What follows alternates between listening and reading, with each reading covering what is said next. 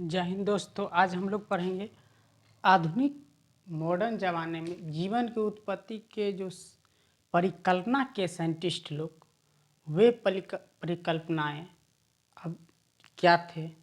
ये परिकल्पना करते हैं, इसके बाद अवधारणाएं बनते हैं, ठीक है ना। इसके बाद सिद्ध होता है, थ्योरी बनता है, तब सारा चीज़ पे माना। तो पहले समझ लीजिए परिकल्पना क्या की।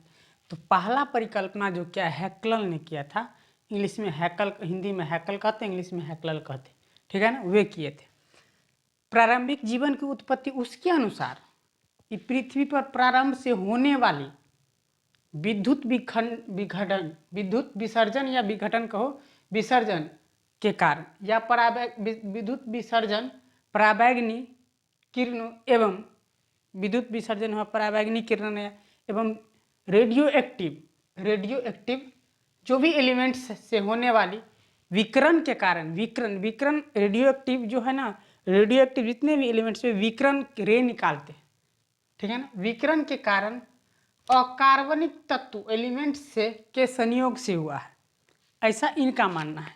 अब देखिए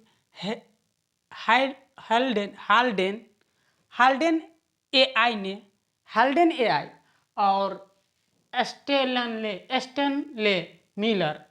मिलर या मिलर करके ही इसका नाम प्रसिद्ध है, मिलर एवं एच यूरे एवं अन्य वैज्ञानिक, इंग्लैंड के अन्य वैज्ञानिकों मिलके ये बताया कि जीवन की परिकल्पना सिद्ध करने की सराह इनको दिया गया, ठीक है ना।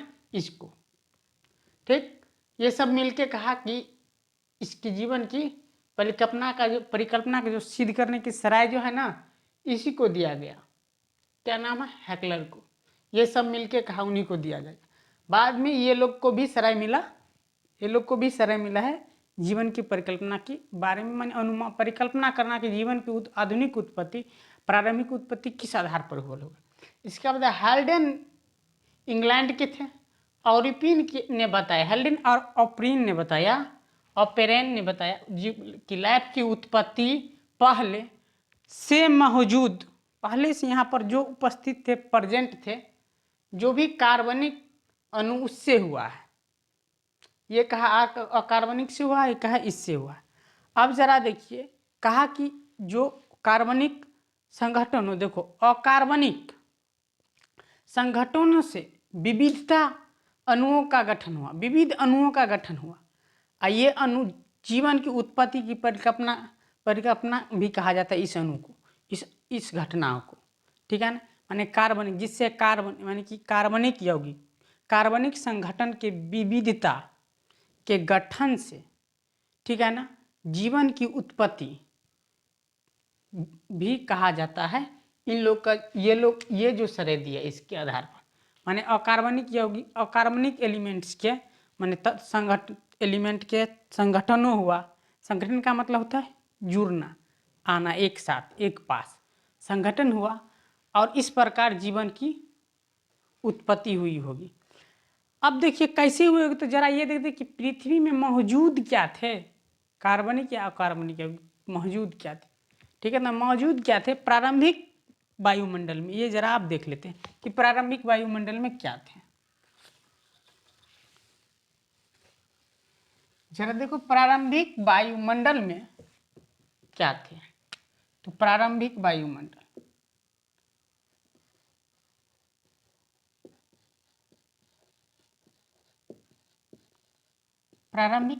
में क्या क्या थे।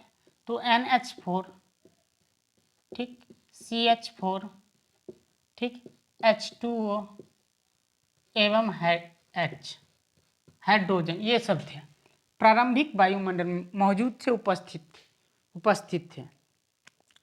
आप देखो प्रयोगशाला में 1953 ईस्वी में, प्रयोगशाला में 1953 ईस्वी में एक बंद कमरा में जो है ना, ये लोग प्रयोग किया। कौन कौन प्रयोग किया? तो एस देखिए, इसका नाम है SL मिलर। प्रयोगशाला में बंद कमरा में क्या प्रयोग किया था वो जरा देख लेते हैं। बंद कमरा में फ्लाक्स में जो मीथेन जो होता है ना, देखो बंद कमरा में फ्लाक्स, ये समझ लीजिए कि बंद कमरा किया, इसके बाद एक फ्लाक्स बंद कमरा और फ्लाक्स। फ्लाक्स में उन्होंने क्या किया, मीथेन को, हाइड्रोजन को, ठीक है ना, अमोनियम एवं जल, इस सब को, इन सब को, ठीक है ना, कितने डिग्री सेल्सियस पर, इन सब को फ्लाक्स में 800 डिग्री सेल्सियस ताप पर, ठीक है ना, ताप के साथ एक विद्युत विसर्जन करवाया कि देखा तो पता चला कि इसमें जब इन सब को देखो, अमोनियम, मीथेन, जल और हाइड्रोजन को एस एल मिलर इसको फ्लाक्स में बंद करके 800 डिग्री सेल्सियस ताप दिया। और ताप देने के बाद जब टूटा, इसमें जो देखा, इसमें उन्होंने पाया क्या कि अमीनो अम्ल, ठीक है ना, अमीनो अम्ल बनता है।